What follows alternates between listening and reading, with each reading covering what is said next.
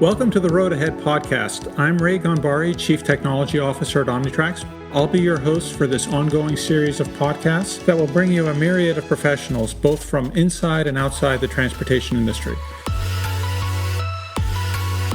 My hope is that these conversations will be helpful to you as you're considering ideas and innovations that could transform your fleet financially, operationally, and safely. I hope you find these brief conversations thought-provoking and rewarding. I look forward to discussing ideas and topics that are outside our normal day-to-day, and we welcome your feedback.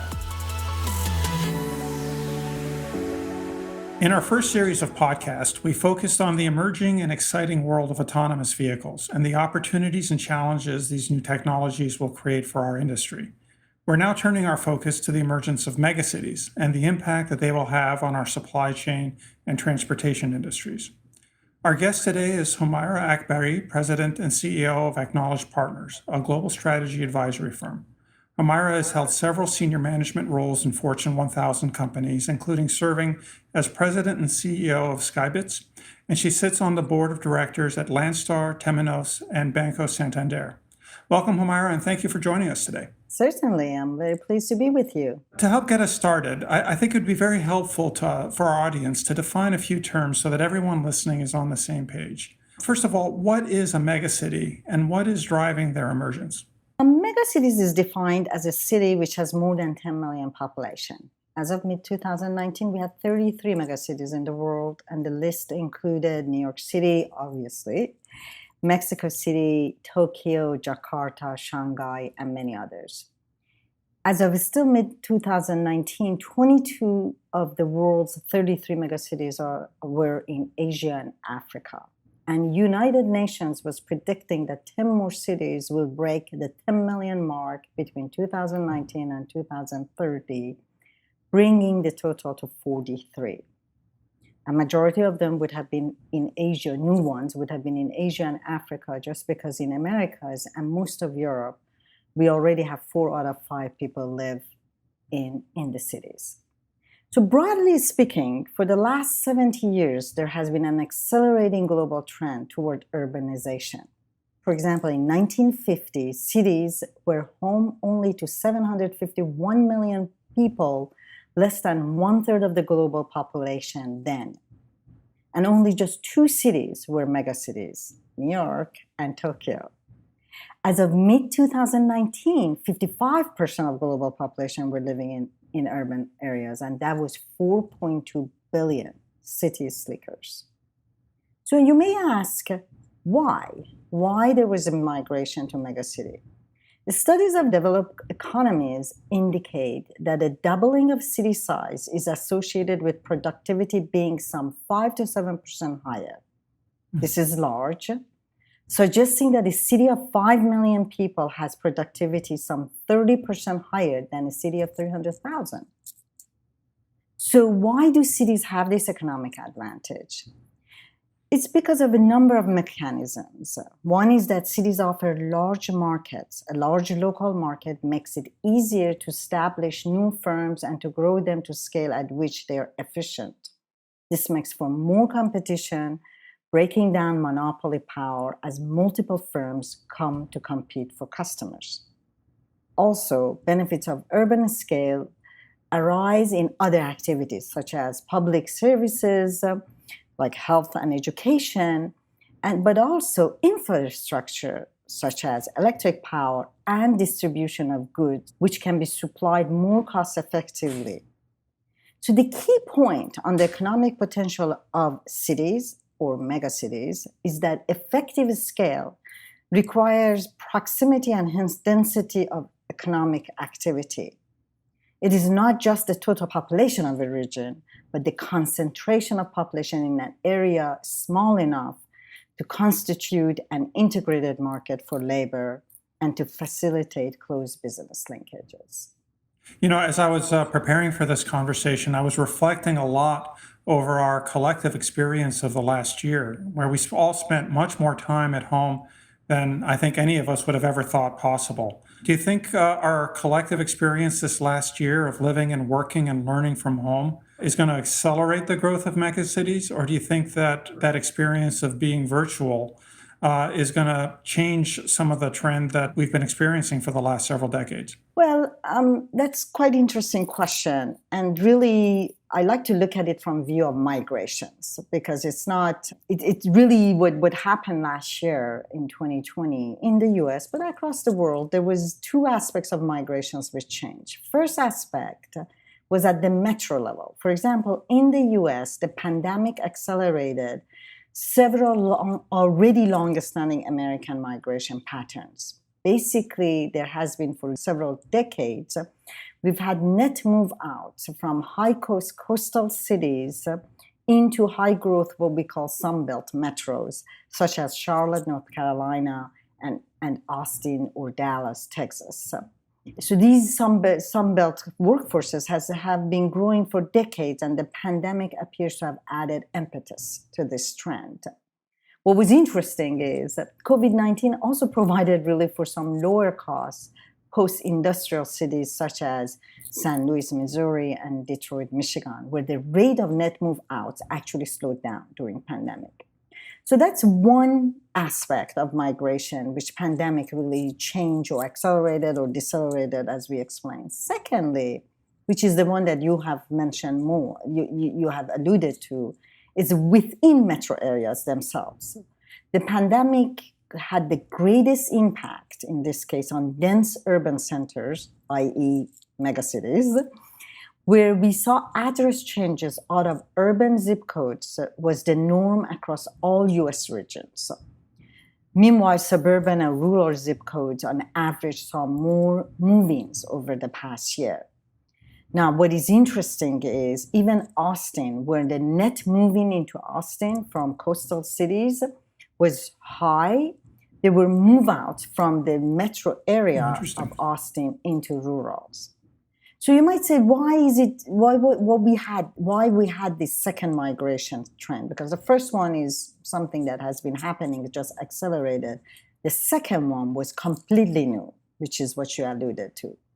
Based on CBRE analysis, the increase in move-ins in 2020 was driven actually by young, affluent, and highly educated urban dwellers. So it wasn't all demographics, it was a specific demographics. So what was this most demographic cohorts were uptown individuals because of that group's propensity to move increased nearly 10 percentage points in 2020 as compared to 2019. And the reason were twofold. One, because typically these uptown individuals are highly mobile and flexible. They don't have children. But more importantly, many work in professional services that are conducive to remote work. And their higher incomes can easily absorb the cost of relocation. So that's why we saw that. Is it going to stay? It may be. I mean, this uptown individual group that we talked about, their flexibility can also facilitate them to return to cities once COVID-19 pandemic is over, both because the costs are going to go down, but also it becomes, more interesting to be back in the city. But we also could see that some permanent effects, i.e. some of these individuals and others may actually choose the lifestyles in suburbia. But all in, I would say, there has been a net move out from the cities, but that trend, I don't think while it has decelerated the generation of megacities, it will not completely derail the formation of megacities. Do you think our recent experience of remote working is here to stay, or do you think we're going to continue to see these patterns of remote work and centralized work and going back and forth? Very interesting question. First is, remote work is not new actually. Already some professions have been trending toward it since the oil crisis in 1970s caused commuting costs to be skyrocket. However, pre-COVID, Americans who worked from home 3+ days, it was only less than 5%. So it was very small. And today, during the COVID times, 88% of organizations around the world, including in the US, encouraged or asked their workers to work from home. So all of a sudden, that 5% rocketed to 45 to 55%. So is remote working here to stay? I would say a combination of it, i.e. what I call hybrid working.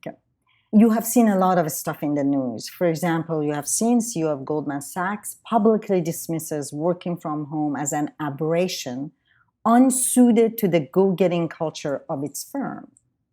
However, a few weeks ago, I was in a meeting with a number of Goldman Sachs executives, and even they stated that they are going to be doing that. For example, Goldman Sachs is opening a huge center in Palm Beach, Florida, for the first time in its history, where a large number of people will be in those offices, including traders, which is, again, first time in history of Goldman Sachs. Of course, some of it is driven by taxes, Florida versus New York, but it's also the comfort level of Goldman Sachs for first time to have more dispersed workforce that they ever thought of it, that it would force breaking their culture. So my personal view, and many other people I know, is that a hybrid office and home model can succeed. For example, in the US, the proportion of office workers who used to say they would never work out of home has halved by 1/3 since pandemic. And 3/4 of employers, 75% of employers support working from home in some form and shape now, which wasn't the case in the past. Very interesting. So there's a lot of change going on, and a lot of change that sounds like there's still to come. How do you think the emergence of megacities will change our goods, transportation, and delivery models? Yeah, so earlier we talked about what are megacities and the fact that the economic benefits of them, and also that they create a lot of innovation. But we didn't talk about how do they look. So basically, when you have a megacity, you have as we discussed earlier, very high density of people and businesses and goods and transportation.